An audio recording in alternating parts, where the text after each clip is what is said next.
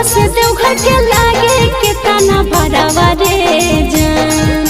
16 दहाना गंजा से देवघर के लागे कितना भरावा रे जान। रे जान ले ले चले हमारा देवा घरवा रे जान। जान ले ले चले हमारा देवा घरवा रे जान। तोहरो ला भरवा गाड़ी के ड्राइवरवा गे जान।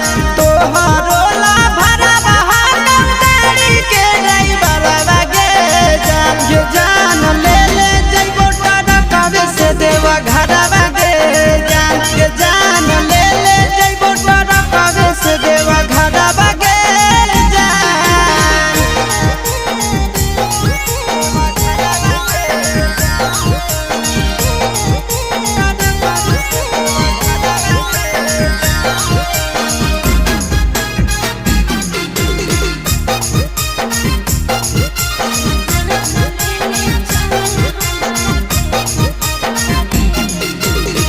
बरसै सावन हमा जब तरसो है मन हमारे।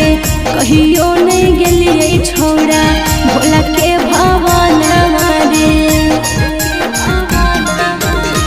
रेडी रही हो जान काले हक देवई गरी आगे। पहले सो मारी ले जइबो बाबा के दुआरी आगे। अरे पहले से किनले ही गेरुआ सूट सलवारवा रे जान। पहले से किनले ही गेरुआ सूट सलवारवा रे जान। जान ले ले चले हमारा देवा घरवा रे जान। ये जान ले ले जइबो टरकवे से देवा घरवा गे जान।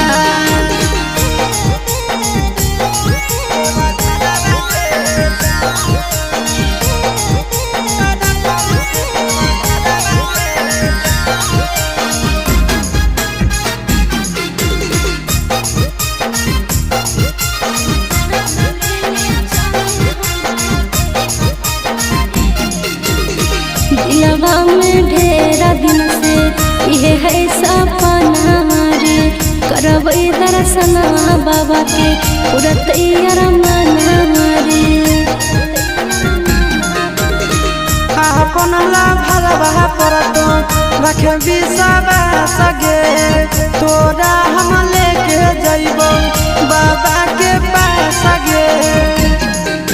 साथे जइते आशीष यादव चिंटू ड्राइवरवा रे जान।